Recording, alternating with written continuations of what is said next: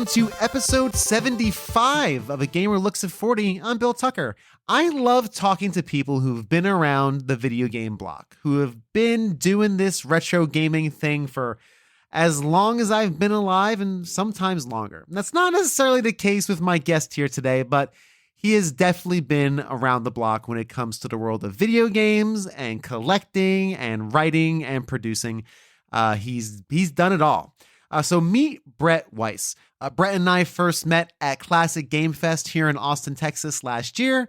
We chatted a bit about his work, his books about games, got his card, and sure enough, a few months later, Brett is most widely known for his work on the SNES and NES Omnibus books, these massive tomes of Nintendo and Super Nintendo knowledge. He also has written a number of 100 greatest video game ever books, readily available on Amazon and Barnes & Noble and wherever you get your book of choice. He's also a YouTuber. He's done podcasts. He is a collector. He goes to conventions. He is all over the retro gaming scene and a really fun guy to talk to and listen to. Now, he's also been involved lately in a couple of, I don't want to say controversies, but some scuffs online, namely the Intellivision Amiibo project and a run-in with Pat the NES Punk. I'm only mentioning it because if you're here to listen to stories about that or those topics, we don't get into it.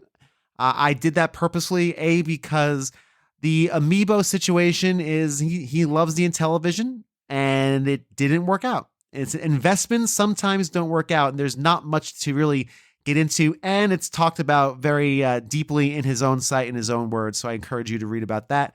And the Pat the NES Punk stuff, honestly, it's drama, and I don't like to trade in drama too much on this show. And again, if you want to hear Brett's thoughts on that situation, he has a really good YouTube video where he discusses the back and forth between him and Pat.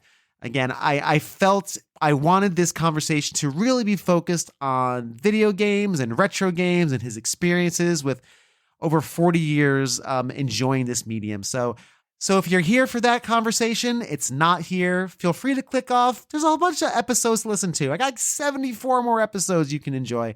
And if you want to hear the stories of someone who's lived his life in this medium, then stick around because we have lots of cool stuff to cover. Let's jump into the conversation.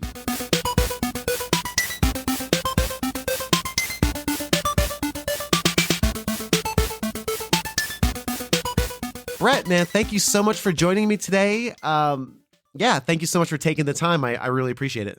Oh, I'm happy to be here. It's always fun talking retro video games. Right? I mean, what better way to spend a Tuesday night, I think. That's right. At least. Better than Taco Tuesday, even. And there are a few things better than Taco Tuesday. I'll be perfectly honest with you. So, and you live in Texas, right? I think. Yeah, I live in the Dallas-Fort Worth area. Yeah, and I thought I saw that. So you know how Taco Tuesday can be here in Texas, at least. Tacos are. Absolutely. It's a big area for Taco Tuesday, and it's actually a great, thriving retro gaming community. There's a lot of great stores in the Dallas-Fort Worth area. The National Video Game Museum is just north of Dallas.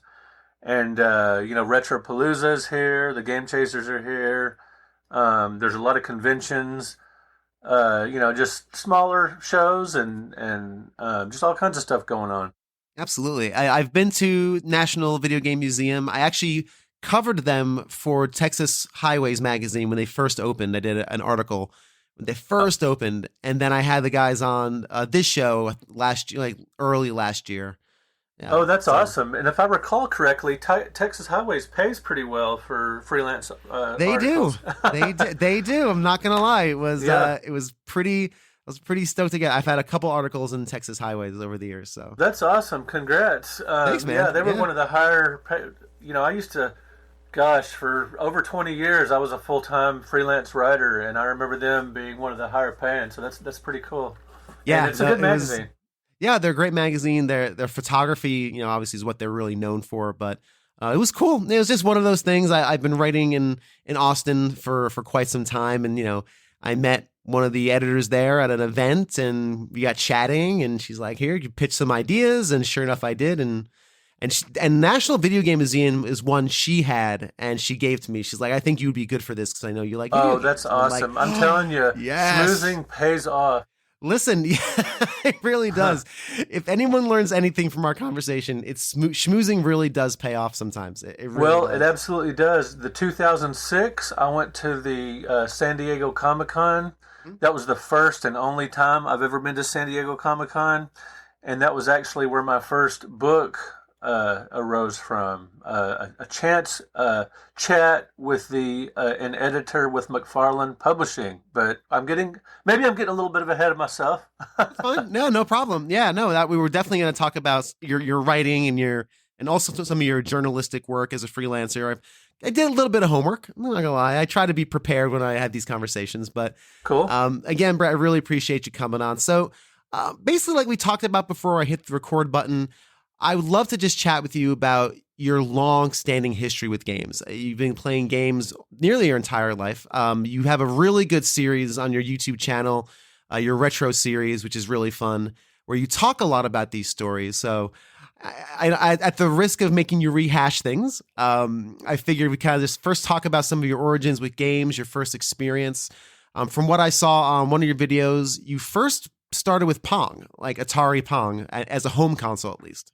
Well, I actually discovered video games a little earlier than I actually played the home version of Pong, but it was that Mhm. same year. So 1975, I was 8 years old, and I have distinct memories of being at a bowling alley slash skating rink, um,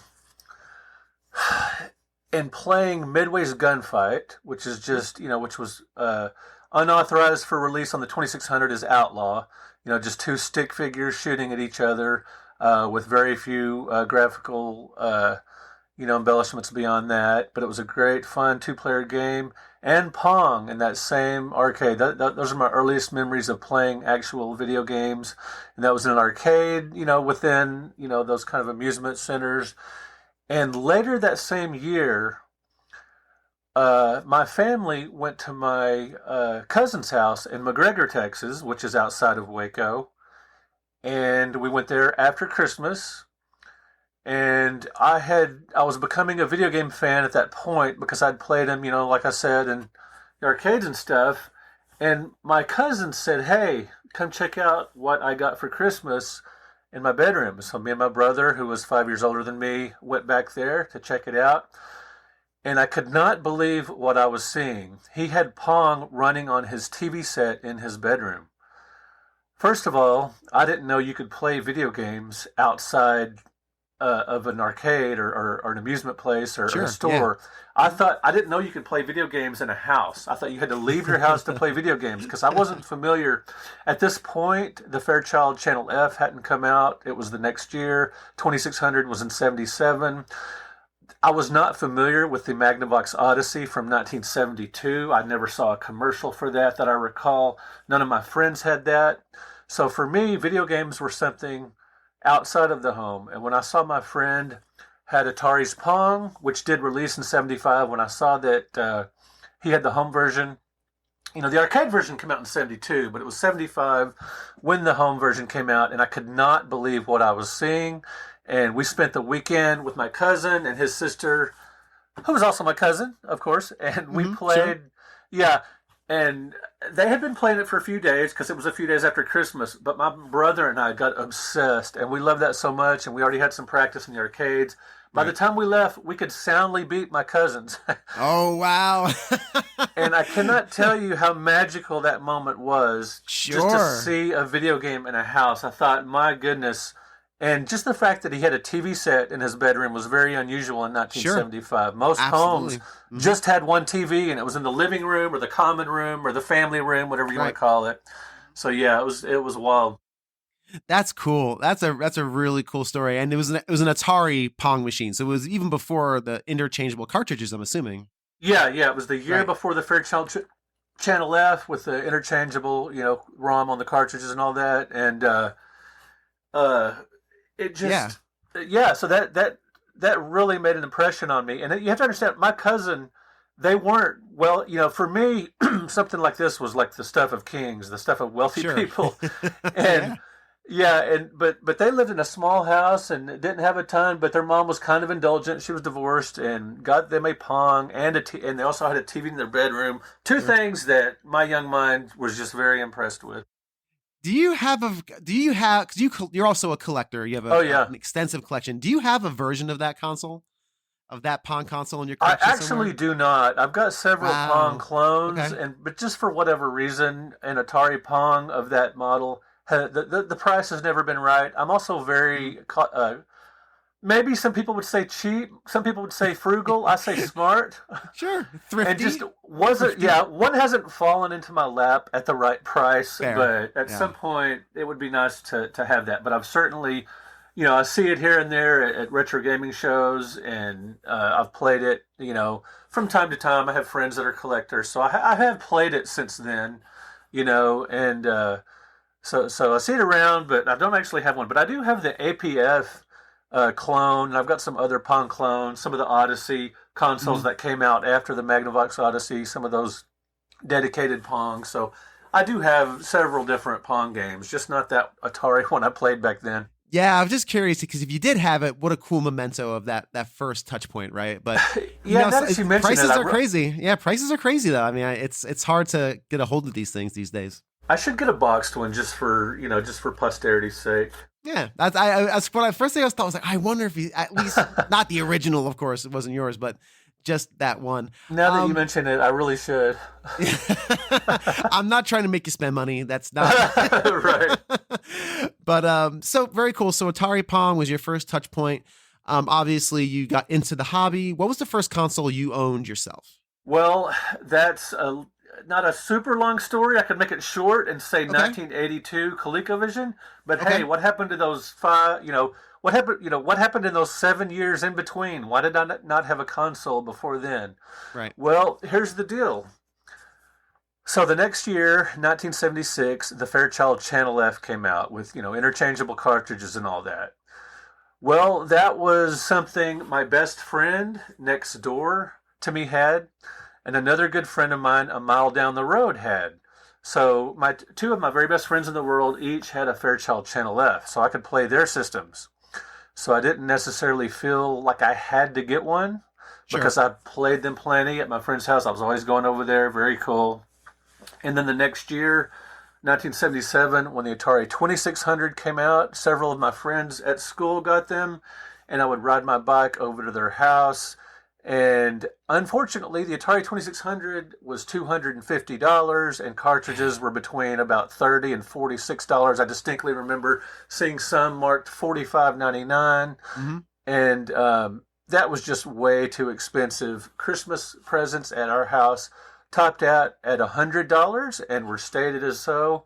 And so Yeah. an Atari 2600 was just completely out of the question, much less Sure. getting a bunch of games for it. So I didn't have any video games of that sort until the ColecoVision came out in '82. But very briefly, what I did have was the Mattel handhelds, and Oh, neat. Okay. yeah, because those were $30 each, and I could get one for my birthday, and I could get a couple for Christmas, and still have some left over for other Christmas presents, and I could That's scrape cool. together a little money here and there, and eventually, Sure. some allowance and some chore money and all that kind of stuff, and I could save up $30 over time. And so, like my brother had NBA basketball, I had NFL football, and then we got football too and basketball too, and we had some of those. I had some other handhelds. I had Merlin. Do you remember Merlin? That was a little red electronic game with buttons on it that would play I tic do tac not. toe and some Yeah, other I do not know that rudimentary one. games. Yeah. Yeah, so I had several handhelds because they were affordable, and I just could. Man, I was really. I don't know if I was jealous. I just kind of knew how things were that I wasn't going to get one, so I sort of kind of accepted it. Hmm. And when the Intellivision came out and the Odyssey 2, again, I would go to my friends' houses and play that. I was always riding my bike, and I would just happen to drop by friends' homes that had video game systems and play their systems, and I would play them at my cousin's house. So I did plenty of gaming, and we were going to the arcades, and I could afford a few quarters. Sure. And yeah, and we would find, we would hang out at arcades for hours, and we would just find credits on the occasional pinball machine that would match when the Nice. player didn't know it had matched. We would look for Nice. quarters and tokens and slots by pushing the return Sure. button. We didn't have a ton of money, but boy, we Sure. somehow we made it happen, and we were able to Yep. play a bunch of games. But finally, Christmas of 1982, I got a ColecoVision of my very own, and that was to this day, not including like my own kids' Christmases, but pre that, it was my favorite personal Christmas of all time. That's cool. It was I'm guessing it was like the surprise, maybe, right? Like if you finally had this thing you loved in your possession. Well, it's Yeah. funny that you asked that because it was the exact opposite of a surprise. Oh, interesting. Okay. Yes. Okay. So it was 1982. I was 15 years old, but Christmas presents still topped out at $100. Sure. Yep. And the ColecoVision was $189.99 at Toys R Us plus tax, and games were $30 each, except mine are 20. And a little later, after the ColecoVision had been out on the market for a while, Zaxxon was 50, and mine are 2049 were 50, but most of them were 30. Still too expensive. But by this point, I was mowing yards and that kind of thing, and I managed to scrape together $100. And I told my parents if I kicked in $100 and some tax money or whatever, could I get a ColecoVision for Christmas? And they said yes. And I also got Mousetrap. So Christmas of '82, I got ColecoVision with the built-in Donkey Kong, and I got Mousetrap. And what made me want a ColecoVision was they ran this commercial where it shows a guy standing at an arcade machine playing some kind of crazy game with 3D images coming out of the cabinet. Sure. And I knew even then that was just hyperbole. Right. But then later in the commercial, they show these people, these kids or whatever, playing Donkey Kong on a TV. And I could not believe how closely it resembled the arcade game. And I just knew at that point that I had to have a ColecoVision, even if I had to go steal one, which I would not have done. But I was raised better than that. But I knew I had to get one way or another. And I managed to do that. This is the arcade experience. We're ColecoVision, and we bring the arcade experience home. With arcade graphics, like Donkey Kong with multiple screens, just like the arcade game. Arcade controls, joystick, fire, and jump buttons. Arcade games, like Turbo, Cosmic Avenger, Venture, with 15 screens. And Zaxxon, games that let you have the arcade experience. Now you can bring the arcade experience home. Because your vision is our vision. ColecoVision. And you said this was 82, 83?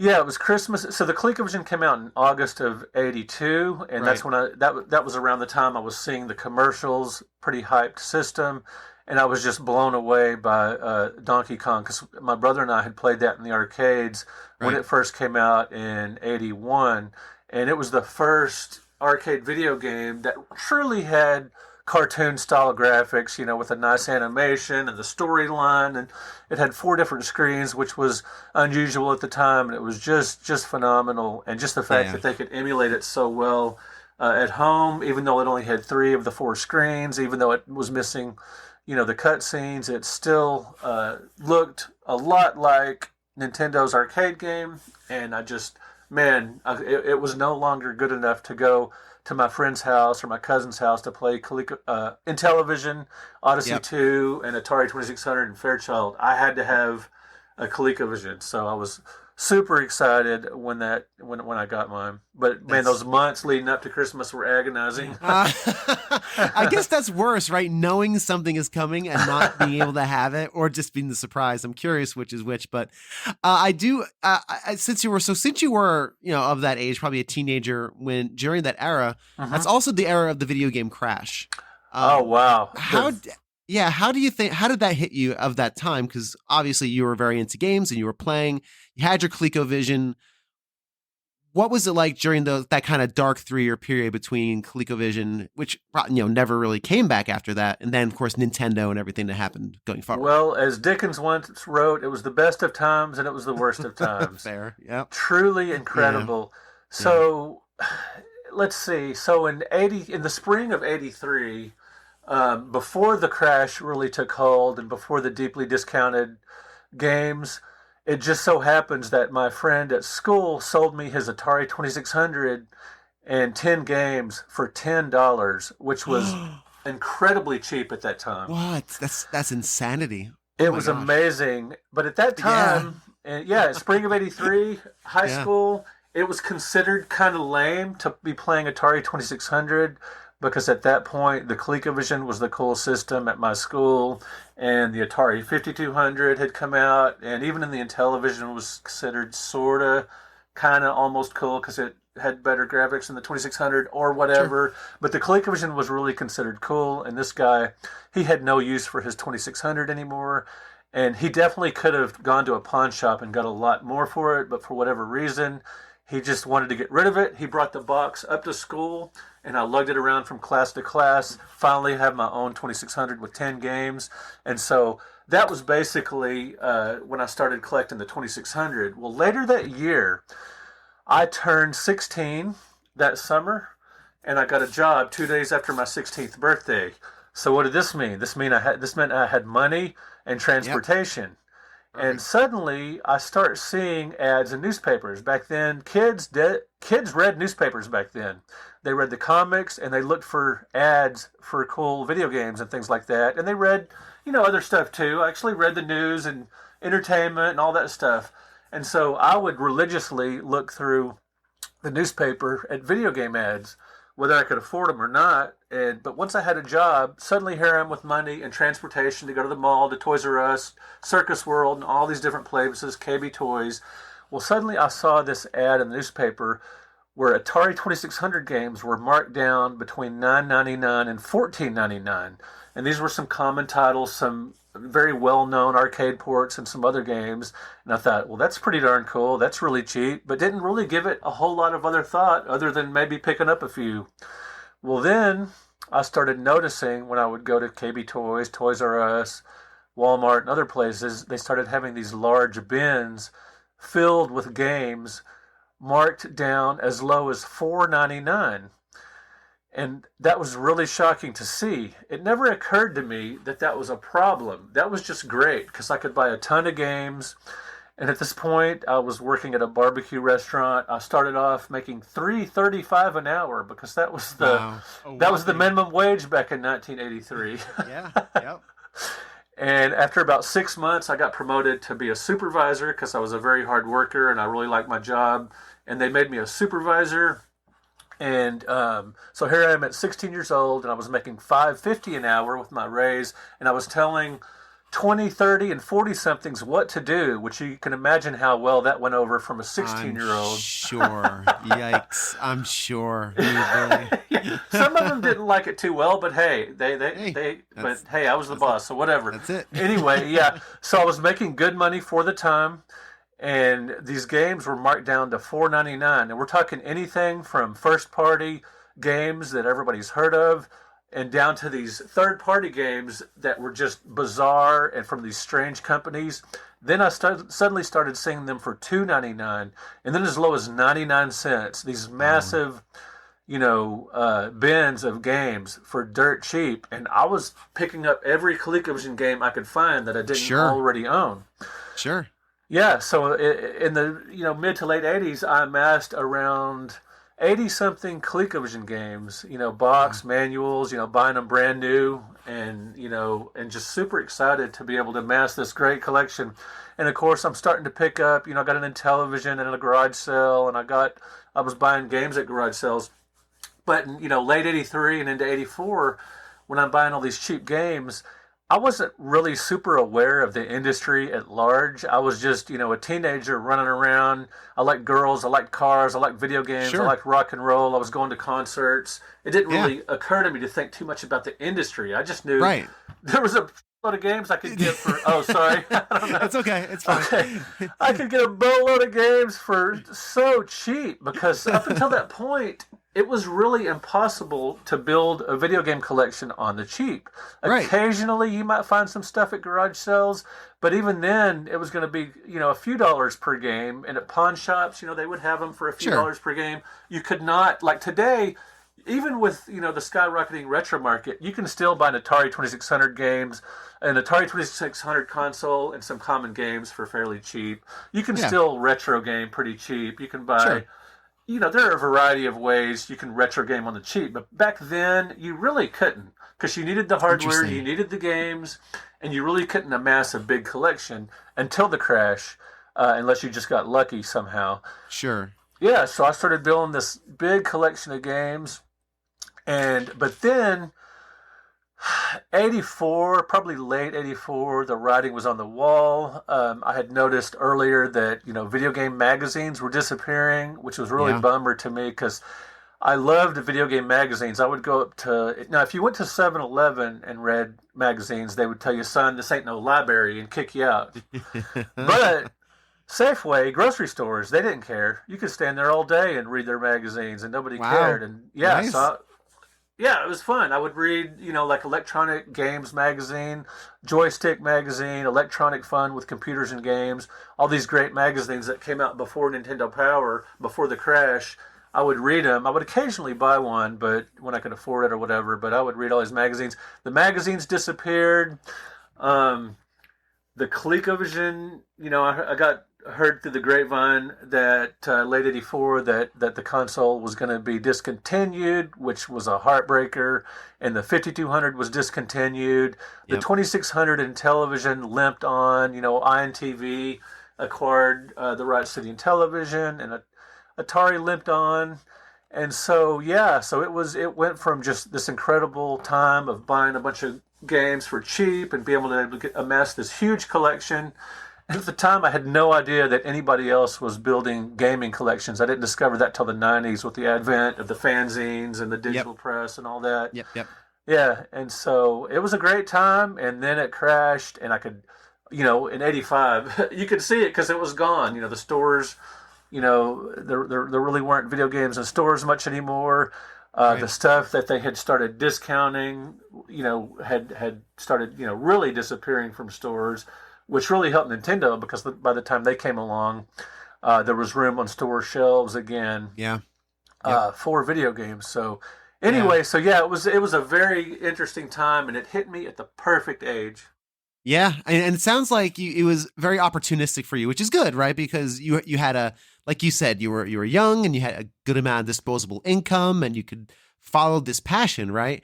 But underneath it sounds like after a bit you started to realize, and you were getting older a little bit, realizing, oh boy, this is great for me. Yeah. Getting all these great games on the cheap, and this is awesome. But when you start seeing those signs, it's very fascinating how one of the big signs for you was video game magazines disappearing, like that kind of presence in the marketplace going away. I could see that being a big deal, right? Definitely impactful. Yeah, for sure. Yeah. Where are these video game magazines I love? Well, because there's nothing to report on. So I think that's really interesting. And some of the video game, the few video games magazines that survived, Electronic Games went on for a little while, and they, their magazine started having more about computer games. Sure. And so, that was changing too. The Commodore 64 also came out in the summer of 82. And so that was one thing that led to the crash was the fact that, so I distinctly remember this. My best, another friend I had that was a really close friend, he also had a ColecoVision. Well, one day his dad came home with a Commodore 64 and a big box of pirated games on discs, floppy disks.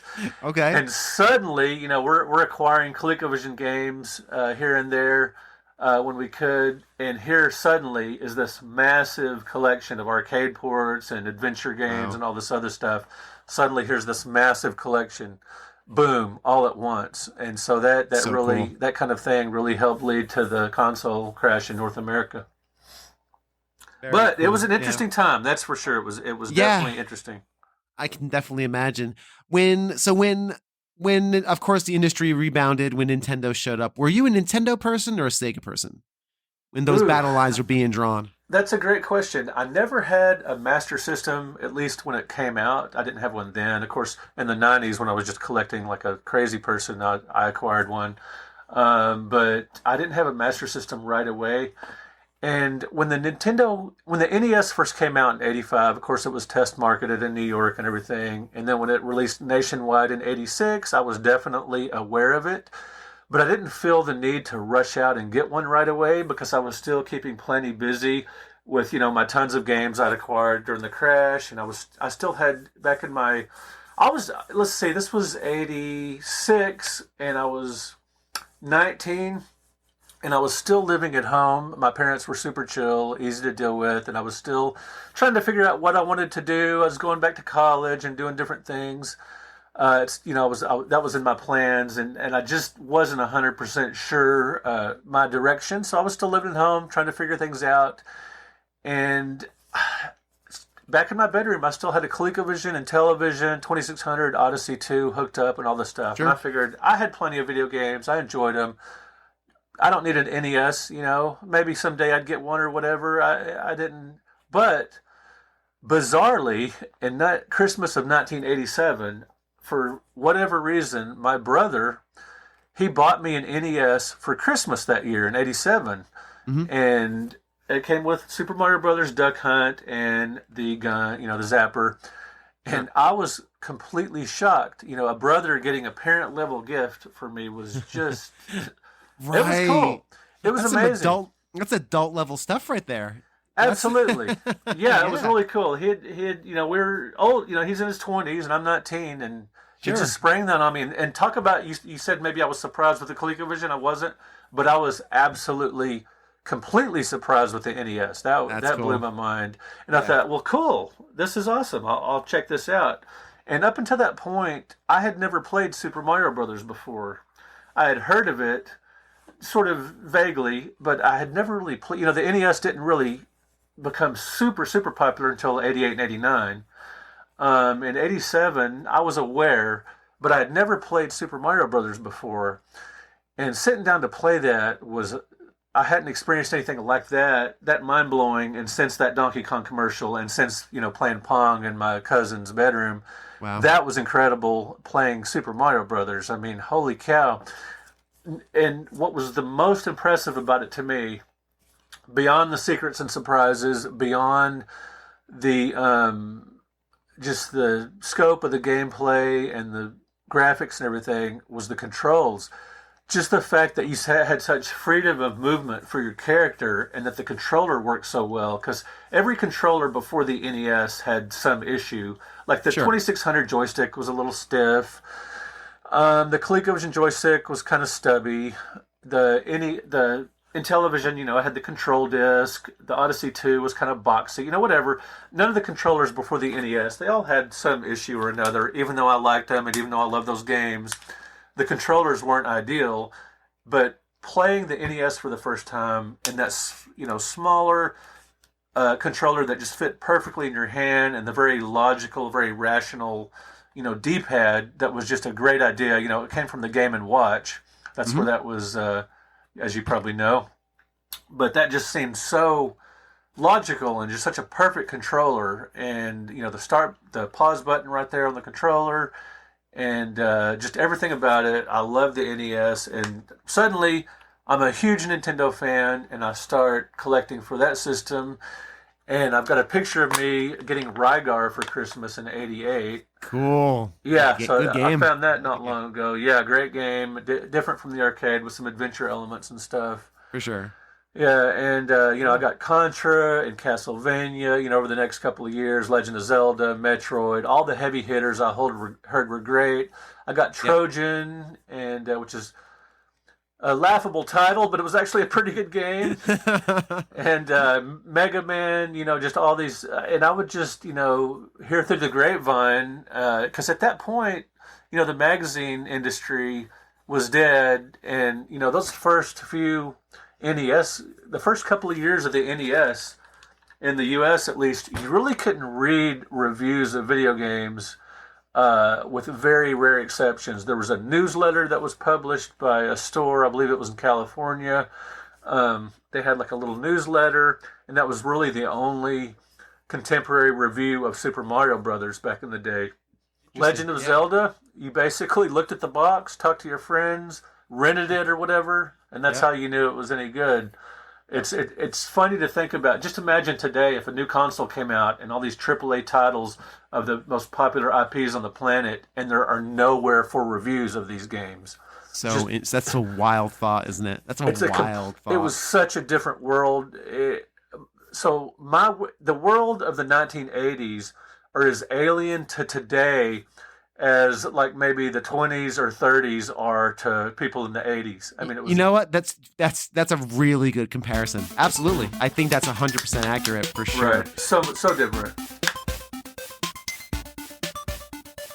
As I do nearly every episode, I'd like to take a moment and thank my wonderful patrons for their never-ending, unyielding support of this very podcast. These wonderful people include Greg Seward of the Player One podcast and Generation 16 series of videos, Patrice Millette, BT Goebbels, Julian of Nerds Without Pants, Dan of Retro Logic, Ryan Payne of the Gamers Week podcast, Seth Sergel of the All In podcast, Tim Knowles of The Elitist, the Let's Play Princess, Ryan, aka Games with Coffee, and finally the one and only smashing and debonair Pete Harney.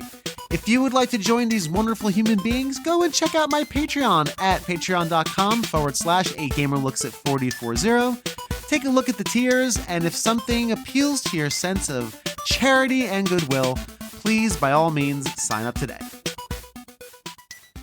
While you were exploring the NES, were there any weird titles that you fell in love with? Obviously, you have, again, a huge collection, but even at the time, I know personally I would get games from my aunt or my grandparents, and they didn't have the Santa list that I acquired from Nintendo Power, right? So they didn't know Metroid.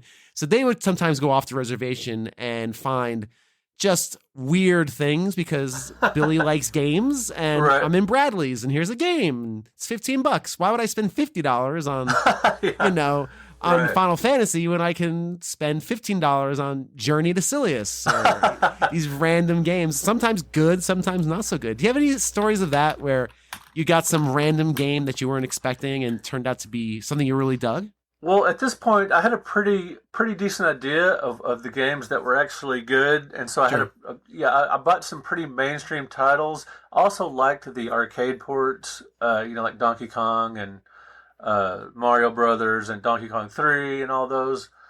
But there was a time, this would have been, late 80s, early 90s, whatever, without getting too exact. I was babysitting a couple of kids for a friend on a fairly regular basis.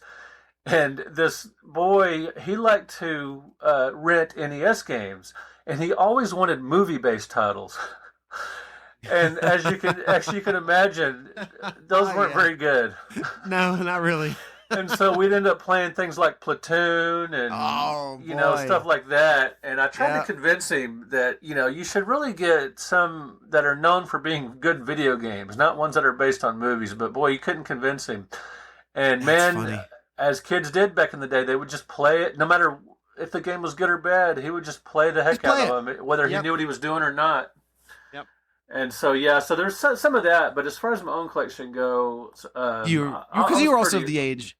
You're of the age where you could, and you were pretty on it, because you were of the age where you'd have at least a bit of an information on what the good games were. Yeah, now, and I can't even remember exactly what my sources of information were. But I knew to get Kirby. I knew that was going to be a good game. I knew to get, the heavy hitter titles. I knew that Castlevania was going to be good. I knew that Castlevania 3 was going to be great and all that stuff. So anyway, I had a pretty solid collection of, the big gun titles early on.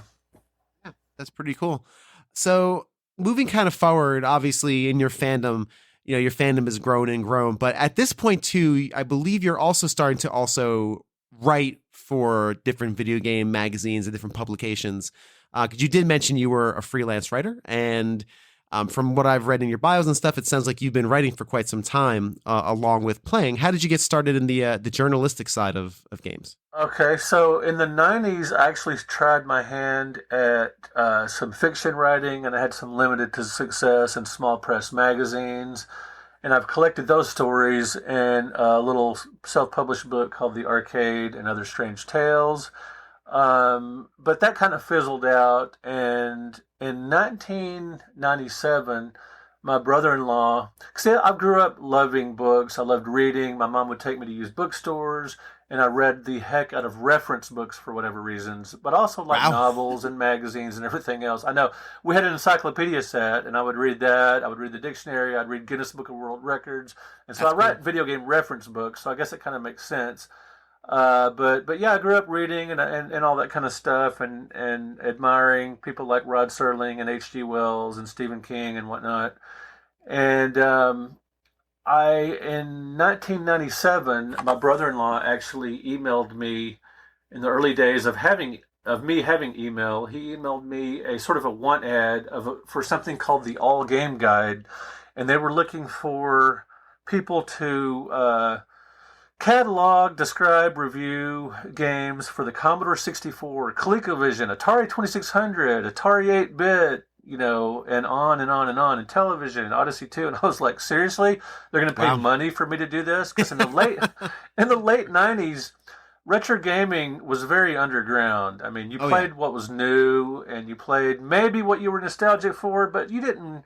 There were collectors, were few and far between. Retro gaming was kind of not much of a thing.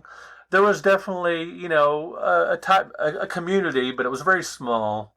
And there were fanzines, and the digital press website started at some point, and so there were collectors, but there weren't very many, and you could get games for very, very cheap. But I never would have thought in a million years anybody would pay you to write about outdated games that most people had relegated to thrift stores, garage sales, Exactly. Right. and the garbage. I know people that would just, you hear tale, and I've talked to Oh, people yeah. in the years since that would just throw away the system or set it on the curb when the newer, shinier stuff came along. And so I was Oh, shocked that they wanted that. And so I sent them some samples, wrote up some stuff, and started writing for them very heavily in 98, 99, 2000, 2001. And did that, and I became an editor for the site as well. It was allgame.com. They still have All Music. You can still Google All Music and find album oh yeah. reviews. Hmm. Yeah, Oh yeah. All music. Absolutely. Hmm. yeah. Well, this was part of that. It was the All Game Oh, Guide. cool. Yeah, Okay. Huh. and that was a super fun gig because at that point I was working at Walden Books, and I'd owned a couple of comic book stores with my brother-in-law in the early '90s. But then we had, let's just say, we agreed to disagree on some things, Okay. and we went our separate ways. And he bought me out, and I started working at Walden Books. My kids were born; they were little, and the All Game Guide. The timing was perfect because I could work from home. I quit my job at Walden Books, and I started writing for the All Game Guide and staying home with my kids when they were, before they started school, and that was awesome. And also, I started writing for the Comics Buyer's Guide, which is the longest running comic book magazine, perhaps ever, at least in America. There might have been a Hmm. UK publication that ran longer, I'm not sure, but it ran over 40 years. And I wrote for them for, gosh, probably almost a decade and a half. I was on the review crew, so I reviewed tons and tons and tons of comic books for the Comics Buyer's Guide. Wow. And yeah, it was a fun gig, and I wrote for some other publications here and there, Toy Car and Model. I had articles published in a bunch of different magazines. And in 2006, like I had mentioned to you earlier in the podcast, I was at the San Diego Comic Con, and I just had to go to this one because it was the 50th anniversary of Forbidden Planet, one of my favorite movies of all Oh, time. It was the nice. 75th anniversary of Universal Monsters. It was the 50th anniversary of the Silver Age Flash, and as Mary Poppins or whoever said, these are a few of my favorite things. And I think that was Mary Poppins. Anyway, yeah, so we went to the 2006 San Diego Comic Con. My wife took our kids to the zoo, San Diego Zoo, the famous zoo, while I was at Comic Con, and I had an amazing time. And I had thought to take some business cards with me, and because I was really trying to expand being a freelance writer, and I left a business card with McFarlane Publishers. They had not published any video game magazine, or excuse me, McFarlane Publishers had not published any video game books up until this point. They might have Hmm. published something to do with computers at one point, maybe one or two books that had something to do with computers, but they had not published any video game console books at this point. And I spoke to the editor for a few minutes there, and I bought a book on Night Gallery, I believe, from them, and the Rod Serling TV show. And 3 days after I got back from Comic-Con, I got an email from that editor that I'd talked to and said, "Do you have any interesting book ideas?" And I was like, "Are you kidding me? Is this how it works?" Wow. And so I thought, yeah, I actually do. Well, at this point, I was no longer writing for the All Game Guide because they had let their off-site writer. They were based in Ann Arbor, Michigan, and they did offer me a job to come up to Ann Arbor a couple of years before that to work there. But we were based here, and my wife was a teacher here, and that wasn't going to happen. Right. And but yeah, they offered me a full-time gig up there, which would have been fun, but it just wasn't in the cards. But I was no longer writing for the All Game Guide because after 9/11, every industry really plummeted for the most part. Oh, sure. In one way or another, including the publishing industry, including everything. And so the All Game Guide actually had a series of books planned that got canceled after 9/11, as did my job after 9/11. And so when they asked me if I had any book ideas, I thought, maybe I just should start working on what the All Game Guide had in mind, sort of a series of books, with little capsule reviews of every game, for the consoles. And so I pitched the idea to McFarlane of sort of a reference guide for the vintage consoles, the 2600, the Intellivision, and all of those. And they suggested I divide it into multiple volumes, or this would be one super fat book with super short, right? Sure.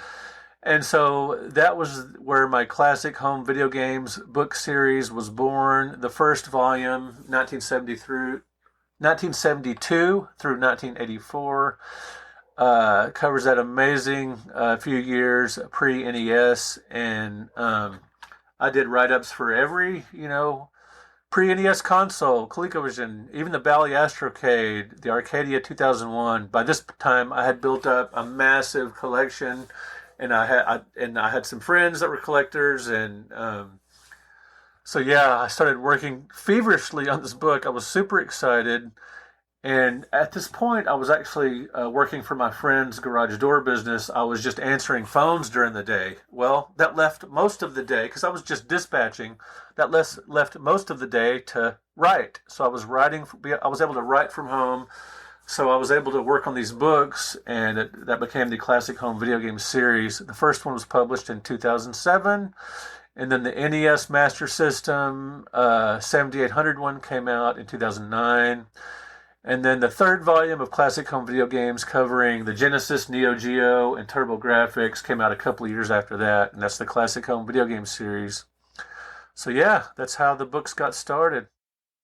And you've been doing it ever since. I think your most recent are now the omnibuses, right? I think when did volume 2 release? Because I think that's your most recent one. Is that correct? Okay, so here, to just be very specific here, yes. I was actually going to do a 4th volume in the Classic Home Video Game series. Okay. But a big chunk of that was going to be the CDI and 3DO. Well, I have a 3DO. I've had one for a long time because I got one at a thrift store for $12. They just had it stuck in with the VCRs, which was a killer deal. And I had some games for that, and I could acquire more, and I had a decent collection. I did not have a CDI, and I kept thinking, okay, I'm going to buy a CDI with 100 games. I'm going to get something on eBay or whatever. I was going to start putting this book together, and I even actually started organizing it. I have a friend that has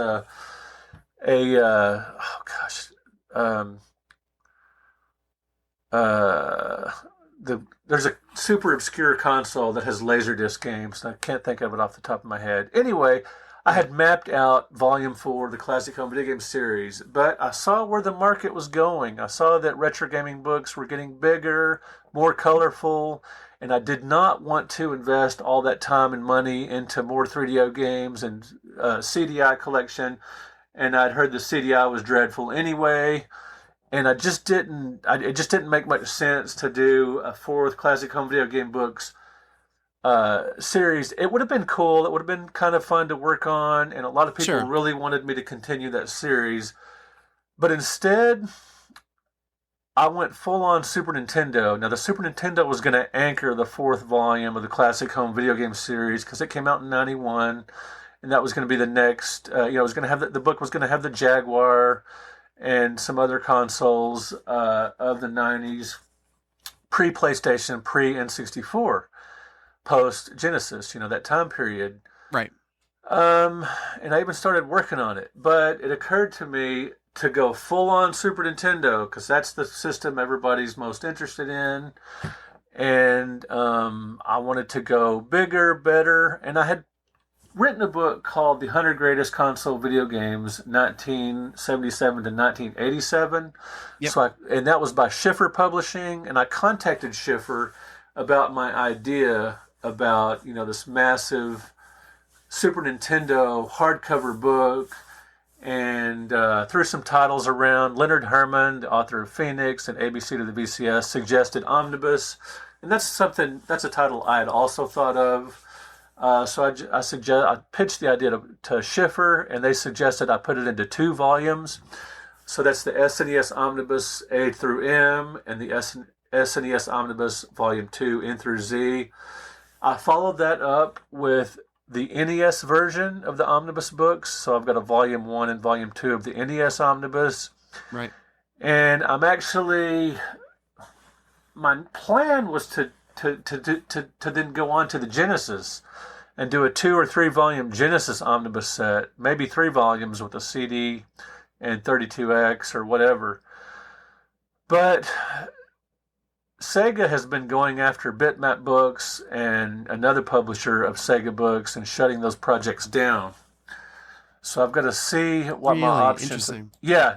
If you Google Bitmap Books, Sega Genesis, you'll find an interesting story about how they had completed a book, and I think either them or another publisher, I don't remember which one, they're just giving away PDFs of the book because they can't sell it. I know, it's really a bummer. That was the thing I was going to ask you about, is because obviously, these books are exhaustive, and I really do think it's interesting that you took your love of reference books as a kid, right? Because that's what you were reading encyclopedias and dictionaries. Right. Guinness Book of World Records was a Guinness huge Book of World influence. Records, right? Yeah. And you've basically created these huge, exhaustive tomes. I met you at Classic Game Fest last year, and that's where we exchanged numbers. And I really got to talk to Brett. And I always remember leafing through the omnibus, and I'm like, this is incredible. This is exhaustive research. But I also wonder too about assets, right? Because I know Nintendo can be really cagey about using images and things like that. Do you have to get clearance from them? Are they more like public domain stuff? Like, I just find that kind of interesting. Creating this tome, to the best assets are a big part of it. Yeah. So to the best of my knowledge, the reason they're okay with it is because it's a book that's historical and it covers a variety of companies. Mm-hmm. So you've got Capcom and Konami and all these other game companies, Acclaim, whatever. Many companies. So the books cover a variety of companies. So it's sort of fair usage. And it's for history and research and all that kind of stuff. That's my theory on it because I've read that before about copyrights and that kind of thing.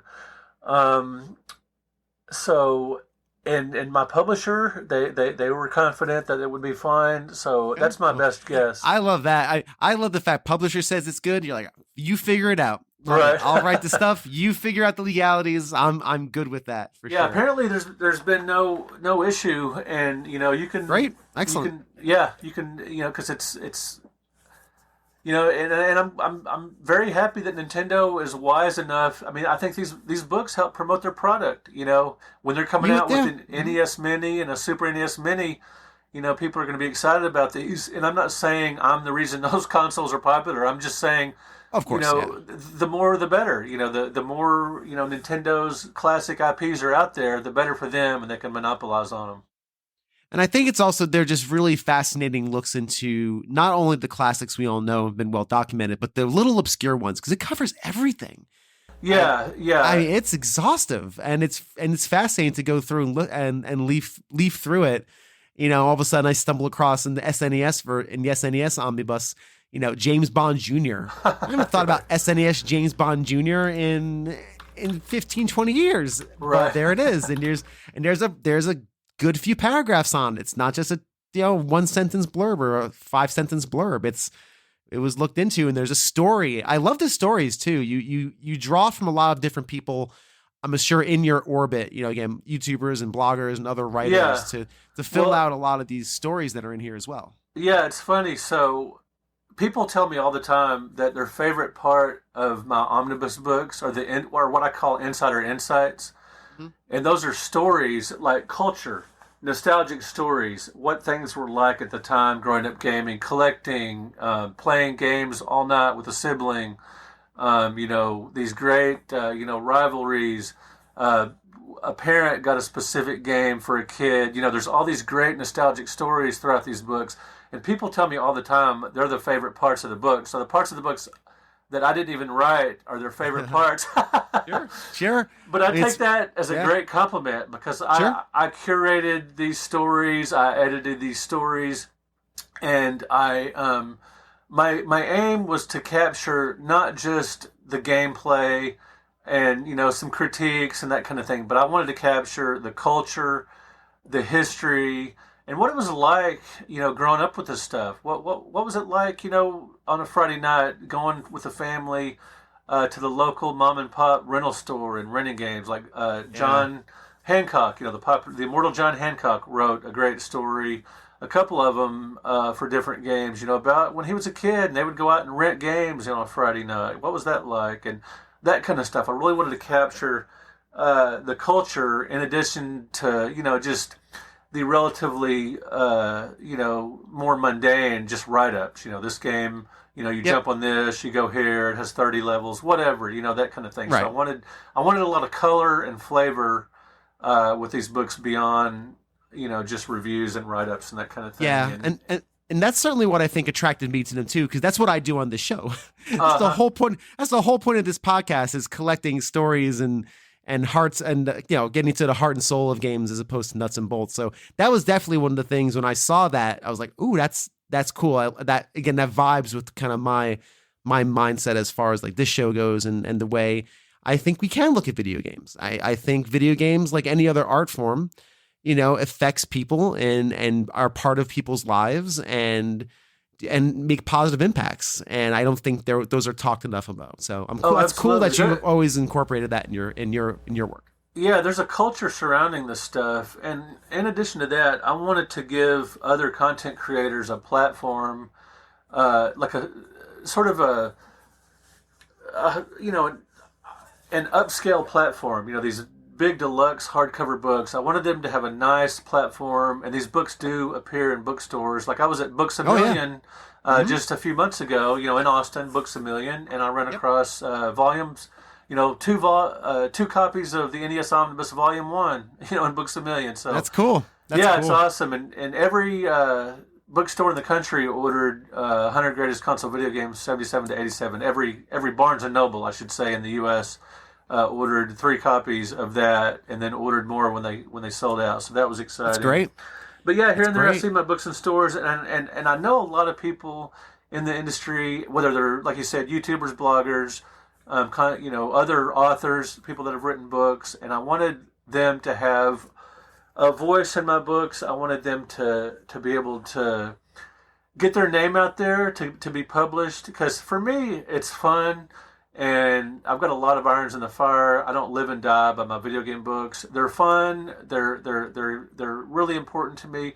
But to me, I want to share, and I promote other people's books sometimes. You might see me share, like a friend of mine will have a book published, and I'll share the post. I'm not a gatekeeper. I want people to have fun doing this. And there's a guy by the name of Blair Farrell who has cited getting published in my books, sort of spearheaded him being able to get professionally published with McFarlane Publishers. So that kind of thing makes me really happy.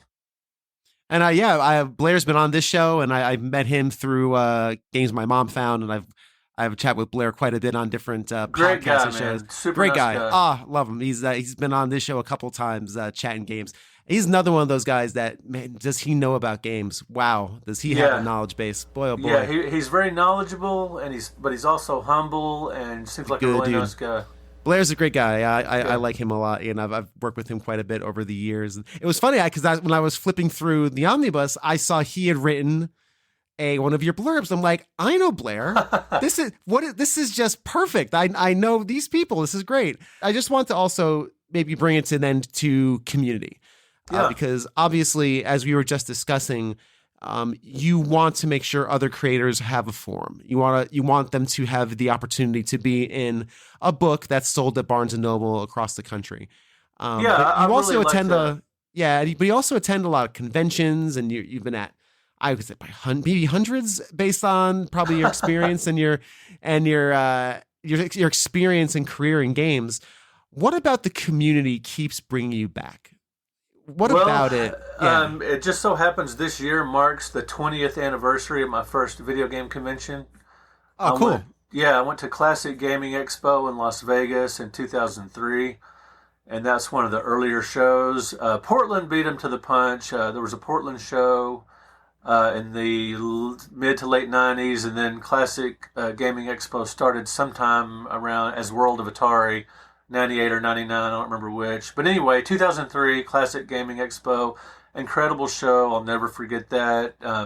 Just to go in there and to see so many games in one place was phenomenal.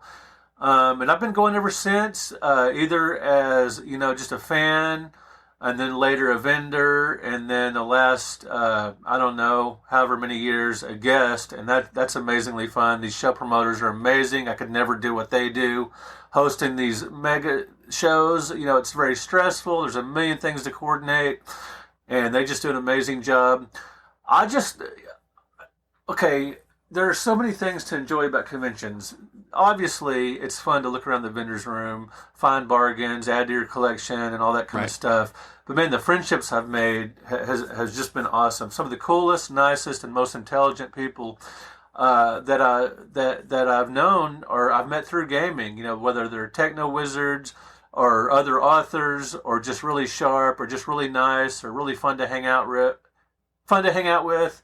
And other content creators too. Now when I'm, got Midwest Gaming Classic coming up, really looking forward to hanging out with Adam Korlick and John Riggs and Kelsey Lewin and John Hancock.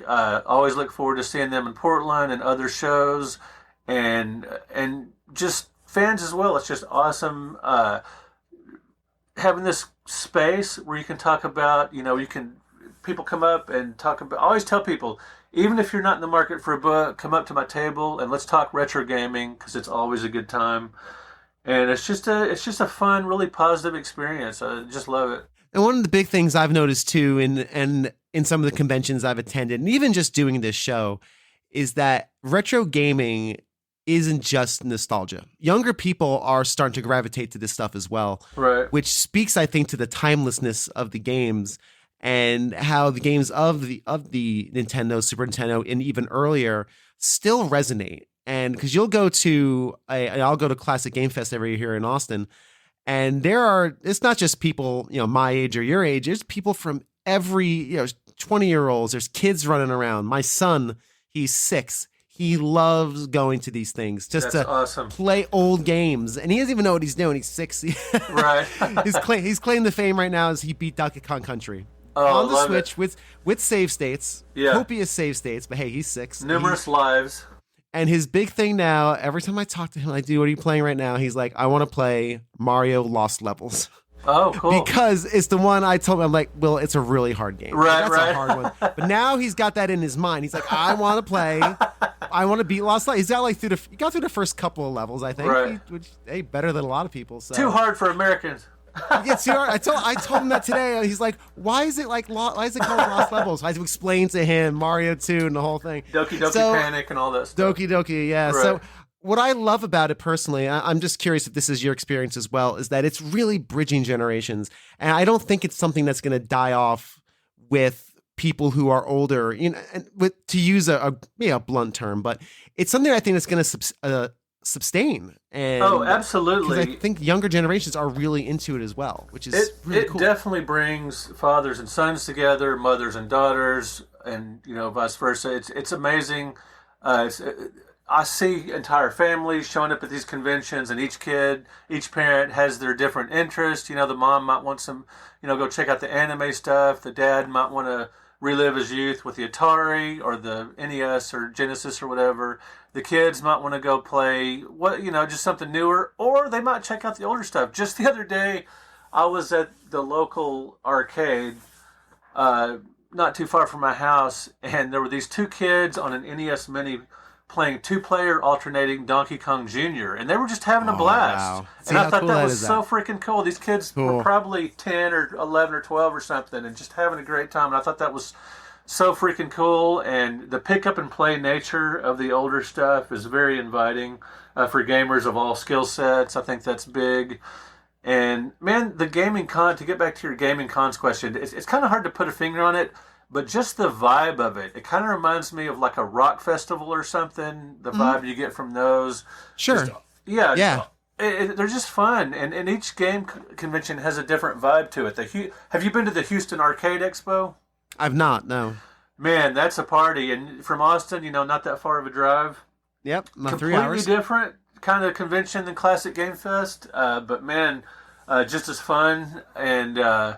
But yeah, just it's got sort of a party atmosphere, and people, the vendors' booths stay open sometimes till midnight, and you can close up at 4 if you want. I mean, it's real loosey-goosey. It's real loosey-goosey. That's cool. Yeah, and on Saturday, this past show, they had a Duran Duran cover band on Friday night, and then on Saturday night, they had a general cover band, and people were just up till 3, 4 in the morning, partying their eyes out and just having a great time. And then Saturday morning, the SWAT meet out in the parking lot. Just a crazy vibe for that show, and they're just so much fun. And like I said, I've just made friends that I'll probably have from now on at these shows. And the Oklahoma Video Game Expo, that was my second show back in 2004. And there are still 4 or 5 people from that show that I keep in touch with to this day, and that I consider good friends. So that's awesome. That's a big part of it for sure. Absolutely. I love that. I love that image. You got Duran Duran playing while you're trying to buy and sell old Nintendo games. Like, how more 80s can you possibly get, right? So yeah, Brett, thank you so much for spending the time. I think this was a really fun conversation. Before we close up, where can people find you? What do you got coming down the pike? Where are you going to be? And where can people get a hold of your work and just connect with you? All right. Well, I will be at the Midwest Gaming Classic at the end of this month.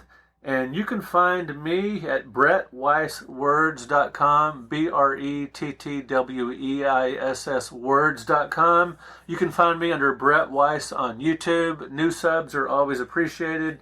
And my current book, The 100 Greatest Console Video Games, 1988 through 1998. Unlike the first volume of the series, I did have contributing writers on this as well. The first 100 Greatest book is all me. The newest one, Blair Farrell's got some chapters in there, so check it out, all you Blair Farrell fans. If you're a Blair Farrell fan, you know where to find him. That's cool. Yeah, and check out my omnibus books. The NES Omnibus Volume 1 actually has a foreword by Adam F. Goldberg, who created the Goldbergs TV show. So that was really exciting. So anyway, find me at brettweisswords.com. You can find all my stuff there. And you got some great stories on your YouTube channel as well. I was going through your Tales from a Retro Gamer series today while I was researching and prepping, and really fun stuff. You got a lot of experience, a lot of cool stories, and man, I could do this for another 2 hours, but I will let you get going and enjoy the rest of your evening. All right, I really appreciate it. Thank you so much for having me on. It's been a lot of fun talking to you. Thanks once again to Brett for taking the time to chat with me about video games. It was a great conversation, and I'm super glad he took the time to join me today. If you enjoyed this episode, may I humbly recommend episode 36, where I sit down with 3 of the founding members of the National Video Game Museum. Between the 3 of them, they have nearly 100 years of video game experience, and talk to them about a variety of retro game topics. It's a great conversation, had a blast. I think it's one of the good ones of the podcast, so episode 36, if you haven't heard it already. As always, rating reviews on all the pod players are greatly appreciated. Follow me on Twitter at agamerlooks4040, and until next time, continue being awesome.